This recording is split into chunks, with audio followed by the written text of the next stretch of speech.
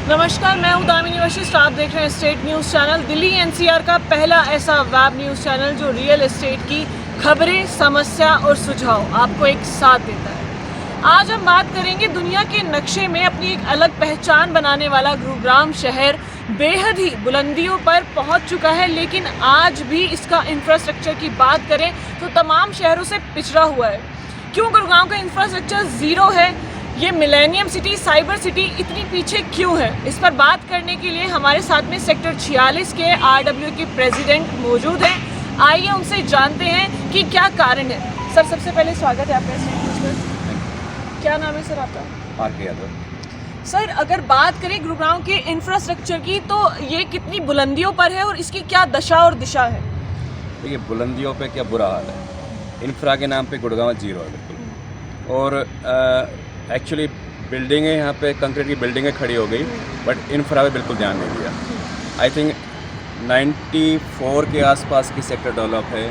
और उसके बाद अगर हम देखें कि वही लाइनें चली हुई है, 2.5 स्टोरी फ्लोर अलॉट किए गए थे और 2.5 स्टोरी से इन्होंने 4 फ्लोर अलाउ कर दिए, पर इंफ्रा बिल्कुल जीरो, इंफ्रा काम किया ही नहीं। क्या सर, क्या कारण है इसका? क्या सरकारी अधिकारी इस पर काम नहीं कर रहे या सरकार गुरुग्राम की है वो ध्यान नहीं दे रही? पता नहीं इनकी सोच किस तरह की समझ से बाहर है कि प्लानिंग से कोई काम हो ही नहीं रहा है। एक्चुअली अगर FAR बढ़ा रहे हो आप, FAR पे इन्होंने जो रेवेन्यू गवर्नमेंट जनरेट कर रही है प्लॉट होल्डरों से, एक बहुत बड़ा अमाउंट है। जिन जनरेटरों को प्लॉट अलॉट हुए तो उससे कई गुना FAR परचेज करने के लिए अमाउंट दे रहे हैं। और उसमें काम क्या हो रहा है, उस पैसे को कहाँ लगा रहे हैं, समझ से बाहर है। इंफ्रा पे जो हमारी, अगर हम सीवरेज की बात करें, सीवरेज जो लाइन है वो 94 की है, उससे पहले की डली हुई है। वो 8 इंच या 10 इंच लाइन चली हुई है। आप एक चीज़, लेकिन हम अगर अपना खुद का हाउस बना रहे हैं तो 6 इंच लाइन हम कनेक्ट करने के लिए लगा डालते हैं। 8 इंच पे आप सेक्टर को चला रहे हैं, कॉलोनी को चला रहे हैं, तो कहाँ चलेगा? जहाँ 2.5 स्टोरी अलाउ थी, 2.5 स्टोरी में आपके एक एवरेज लेके चलते हैं कि भी 5 से 6 बंदे रहेंगे। वहीं पे आपके 4 फ्लोर बनेंगे, 4 फैमिली आ गई। 4 फैमिलियों में अगर एवरेज लगाएं हम 5 बंदों के, 4 बंदों के हिसाब से भी, तो 16 से 20 बंदे। आप 5 बंदे से 16 से 20 बंदे तो आपने बढ़ा दिए हैं, फ्लोर बढ़ा दिए हैं, बट उसमें कर क्या रहे हैं आप? लाइन है, पानी की लाइन है वही है, रोड वही है, आपके सीवर लाइन आपकी चेंज नहीं हुई है। तो इंफ्रा के नाम पे बिल्कुल जीरो है। इंफ्रा पे कोई काम नहीं हो रहा है यहाँ पे, इतना बुरा हाल है। सर, इंफ्रास्ट्रक्चर के नाम पे लोगों को कितनी परेशानियां होती हैं और किस तरह की परेशानियां होती हैं? मैं अगर अपनी बताऊं, मेरे पास सेक्टर 46 का मैं प्रेसिडेंट हूं। मेरे पास सुबह से शाम तक कम से कम 100 फ़ोन आते हैं सीवरेज के लिए। Sewerage overflow, sewerage block, sewerage damage, सिर्फ यही काम है। पानी के लिए पानी नहीं आ रहा है, पीछे से पानी की प्रॉब्लम है, रोड आपके टूटे हुए हैं, पता ही नहीं चलता कि भी हम रोड पर चल रहे हैं, गड्ढों में चल रहे हैं, ठीक है, उस पर बिल्कुल भी काम नहीं हो रहा है। तो बहुत बुरा हाल है। सर, सरकार ED के नाम पर या फिर और भी तमाम चीज़ों के नाम पर काफ़ी रेवेन्यू करोड़ों में इकट्ठा करती है, तो उसके बावजूद भी इंफ्रास्ट्रक्चर आज क्यों यहाँ पर जीरो है? इन्होंने खजाने भर रखे हैं। मेन क्या, प्लानिंग से काम नहीं हो रहा। आप एक चीज़ देखिए, इसी लाइन को, जैसे हम बात करते हैं ना कि भाई आप एक चीज़ आप रेंट पे कोई चीज़ ले रहे हैं, जैसे कॉमनवेल्थ गेम में हुआ था कि पूजा की थाली आप रेंट पे ले लीजिए, जितने की थाली है उससे कई गुना जो है आप रेंट पे लेके उस पैसे को गोलमोल कर रहे हैं। इतना बड़ा MCG है जिसके अंदर एक भी सक्शन मशीन नहीं है। आप एक चीज़ सोचिए ना, क्योंकि 35,000 रुपये पर डे पे आपका जो है आपकी रेंट पे मशीन चल रही है। जहाँ पे इसको अपना क्या नाम है, MCG को मशीनें परचेज करनी चाहिए, वहाँ आप रेंट पे काम करा रहे हैं। तो टोटली ये करप्शन का एक घोटाला दिखाई देता है कि टोटली करप्शन का सिस्टम बना हुआ है। आप डीसेल्टिंग का काम करते हैं, हर साल डीसेल्टिंग के टेंडर लग रहे हैं यहाँ पे। डीसेल्टिंग के नाम पे लाखों रुपए जो है ठेकेदारों को पैसे जा रहे हैं। उसमें काम क्या हो रहा है? कुछ नहीं। थोड़ा बहुत काम करते हैं उसी लाइनों को, वो लाइनें चलेगी कहाँ? आप 8 इंच लाइनें कहाँ चलाएँगे? 10 इंच लाइनें कहाँ चलाएँगे? तो वो धक्का दे रहे हैं, सिर्फ एक पैसे खर्च कर रहे हैं, वाहियात में सिर्फ उसका कोई यूज़ नहीं है। जब तक आप इंफ्रा पे काम नहीं करोगे, जब तक आप इन लाइनों को चेंज नहीं करोगे, तब तक कुछ नहीं होगा। गुड़गांव बद से बदतर हालत में चल रहा है इसमें।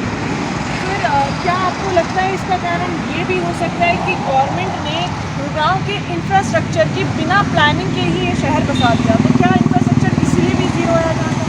बिल्कुल बिल्कुल। देखिए, अभी मैंने बताया ना आपको कि चलो आप जो पहले गलतियाँ कर चुके हो, ठीक है, गलतियाँ हो गई, आप उन गलतियों को फिर दोबारा कर रहे हैं। क्यों? क्योंकि अगर आपके पास 2.5 स्टोरी के लिए भी इंफ्रा नहीं है और 2.5 स्टोरी से आप 4 स्टोरी आप अलाउ कर रहे हैं, तो आप एक चीज़ देखिए ना, और मेन रोड पे सारे कमर्शियल हो रहे हैं।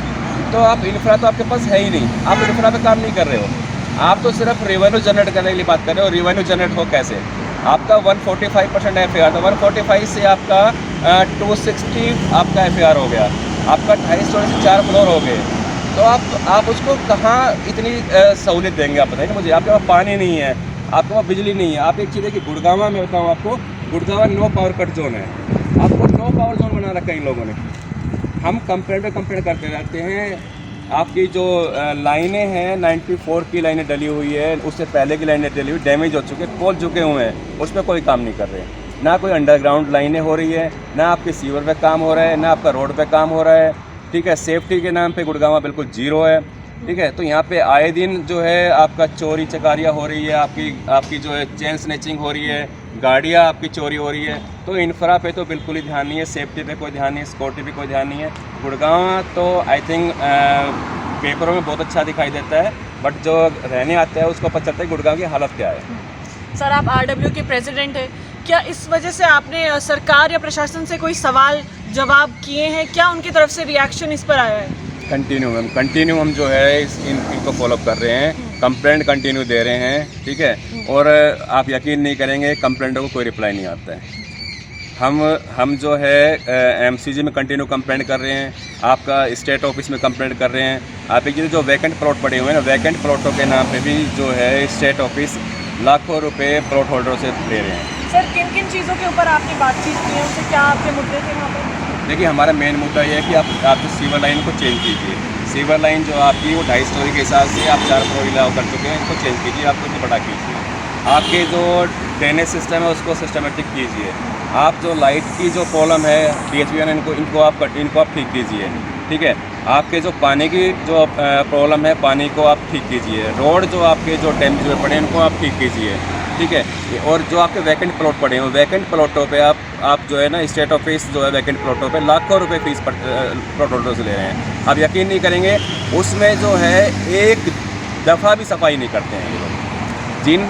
मतलब सिर्फ रेवेन्यू जनरेट करने के सिवा प्रशासन इस पर बिल्कुल भी ध्यान नहीं दे रहा है। और हम कंटिन्यू कंप्लेंट कर रहे हैं, आपके स्टेट ऑफिस को भी कर रहे हैं, आपका MCG को भी कर रहे हैं। ठीक है, बट कोई फ़र्क नहीं पड़ना है। सर, आपने बताया अभी तक कोई भी वहाँ से कोई जवाब नहीं आया सरकार की तरफ से? कोई जवाब नहीं आता। अगर ज़्यादा करते हैं, डीसल्टिंग का टेंडर लगा दे, डीसल्टिंग के नाम मैंने आपको बताया कि डीसल्टिंग के नाम पर सिर्फ पैसों का अपना वेस्टेज है। जब तक लाइन चेंज ना हो, आपके जो पिट बने हुए हैं, पिट वो पहले के बने हुए हैं, पिट सारे जो है अब ये देखेंगे नहीं कि पिटों के अंदर जो है ना प्लास्टर नहीं किया हुआ है, वो सारा जैसे ओवरफ्लो होता है, लोड होता है, तो सारा पानी बाहर। मतलब नरक की ज़िंदगी जी रहे हैं लोग यहाँ पे। आप मतलब सलम एरिया बना रखे हैं इन लोगों ने, इतना बुरा हाल है यहाँ पे। तो ये थे हमारे साथ में सेक्टर 46 के RW के प्रेसिडेंट, जिन्होंने बताया कि गुड़गांव के इंफ्रास्ट्रक्चर के कितने बुरे हालात हैं। ये सिर्फ नक्शों में ही ज़्यादा खास और बेहतर दिखाई देता है, वाकई में अगर देखा जाए तो ये कुछ भी नहीं है, बद से बदतर इसकी हालत होती जा रही है। अगर यही हाल यहाँ के रहे तो गुड़गांव मिलेनियम सिटी से स्लम सिटी बनकर रह जाएगा। इस पर सरकार और प्रशासन को संज्ञान लेना होगा, हस्तक्षेप करना होगा, ताकि गुड़गांव की काया पलट हो सके। रियल एस्टेट की ऐसी सभी खबरें जानने के लिए देखते रहिए हमारे साथ में स्टेट न्यूज़। मैं हूँ आपके साथ में दामिनी वशिष्ठ, कैमरामैन मनप्रीत सिंह के साथ।